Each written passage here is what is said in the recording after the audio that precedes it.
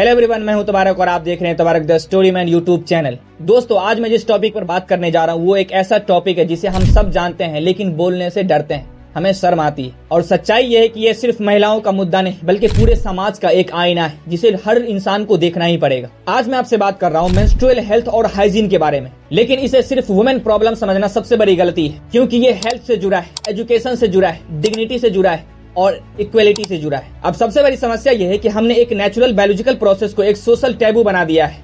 Periods होना natural है, लेकिन इस पर बात करना समाज में अननेचुरल है। हमारे समाज में आज भी इस टॉपिक को समझने से ज्यादा इसे छुपाने की कोशिश की जाती है, और इसका सबसे बड़ा कारण है हमारी सोसाइटी, जिसे मैं सो कॉल्ड सोसाइटीज कहता हूँ। भारत में हर साल करोड़ों वुमेन इस प्रक्रिया से हर महीने गुजरती है, लेकिन शॉकिंग बात यह है कि हर साल लाखों गर्ल्स स्कूल छोड़ देती है क्योंकि स्कूल में बेसिक फैसिलिटीज है ही नहीं। और स्टडीज बताती है कि हर साल लड़कियां साल में 50 से 60 दिन स्कूल मिस कर देती है सिर्फ इसकी वजह से। अब जरा आप सोचिए, क्या ये एक हेल्थ इशू है या एजुकेशन लॉस है? अब जरा स्कूल की रियलिटी देखो। टॉयलेट होना काफी नहीं है, अगर पानी नहीं है, अगर सफाई नहीं है, अगर प्राइवेसी नहीं है, अगर डिस्पोजल सिस्टम नहीं है, तो वो टॉयलेट नहीं बल्कि वो सिर्फ एक खाली कमरा है। और इसी वजह से लड़कियां स्कूल जाना अवॉइड करती है क्योंकि सरकारी स्कूल में कोई फैसिलिटीज है ही नहीं। और इससे सबसे बड़ी प्रॉब्लम होती है हेल्थ रिस्क। अब बात करते हैं हेल्थ की कि इस प्रॉब्लम की वजह से शरीर पर इसका क्या असर पड़ता है। प्रॉपर हाइजीन न होने की वजह से महिलाओं में कई सारी सीरियस प्रॉब्लम देखने को मिलती है। इन्फेक्शंस, यूरिनरी ट्रैक इश्यूज,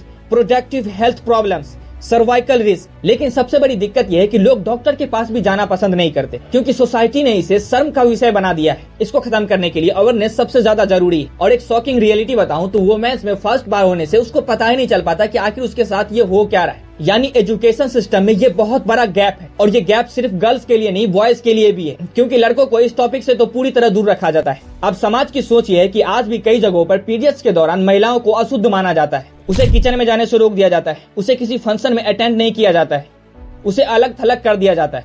तुम बेड पे सोती हो, तुम्हें उसी पर सोना है जिसे धोया जा सके। ये लो चटाई, फैलाओ इसे जमीन पर और सो जाओ। खाना खा लो, जब खा लोगी तो प्लेट धोकर यहीं अपने पास रख लेना, किसी से मिलना नहीं है और बाहर भी नहीं जाना। ये सिर्फ एक ट्रेडिशन नहीं बल्कि ये एक माइंडसेट प्रॉब्लम है। अब सबसे बड़ा प्रॉब्लम है पैसा। आज भी बहुत सारी महिलाओं के लिए सैनिटरी प्रोडक्ट खरीदना उतना आसान नहीं है। हर महीने 300 से 500 रुपया खर्च करना कई परिवारों के लिए बहुत बड़ा मुश्किल का काम है, और इसी की वजह से लोग अनसेफ अल्टरनेटिव प्रोडक्ट यूज करते हैं, जो आगे चलकर एक बहुत बड़ा हेल्थ प्रॉब्लम बन जाता है। अब एक और बड़ी सच्चाई कि कई स्कूल में बेसिक सैनिटेशन नहीं है, स्वैप और रनिंग वाटर नहीं है, डिस्पोजल बिन्स नहीं है। यानी इंफ्रास्ट्रक्चर का सीधा असर लड़कियों की पढ़ाई पर पड़ता है। अब दुनिया के कई देशों में इस चीज पर बहुत ध्यान दिया गया है, जैसे south Korea, Indonesia, Japan, Spain. अब इन सारे देशों में महिलाओं को पीरियड्स के दौरान पैड लेवल तक दिया जाता है, लेकिन हमारे देश में इस टॉपिक पर लोग बात करने से ही डरते हैं। अब हमारे भारत में इस चीज को सुधारने के लिए 5-6 चीजें होना बहुत जरूरी है। पहला, बेसिक फैसिलिटीज जैसे clean toilets, water, disposal system, free sanitary products, ये सारी चीजें होना बहुत जरूरी है। दूसरा, गाँव-गाँव तक फ्री प्रोडक्ट पहुँचाना, या नहीं तो कम से कम अफोर्डेबल प्रोडक्ट ऐसा होना चाहिए जो हर लोग यूज कर सके। तीसरा, कॉस्ट रिडक्शन, मेंस्ट्रुअल प्रोडक्ट और रॉ मटेरियल पर एक्स्ट्रा कॉस्ट कम करना, इससे लोगों को बहुत फायदा होगा। चौथा, एजुकेशन रिफॉर्म,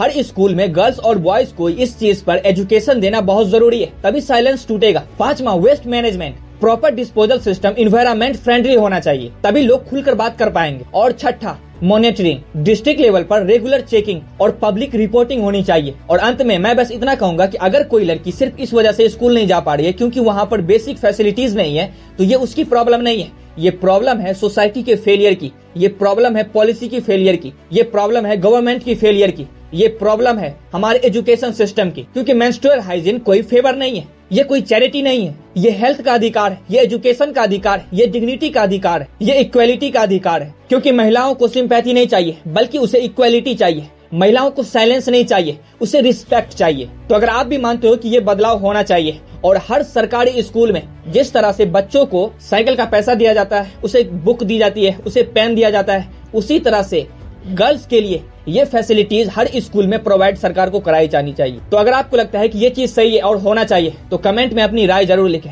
और हाँ, कमेंट में रिस्पेक्ट वुमेन जरूर लिखें। तो उम्मीद है कि ये बात आपको समझ में आएगी। तब तक के लिए इतना ही, फिर मिलते हैं अगली वीडियो में।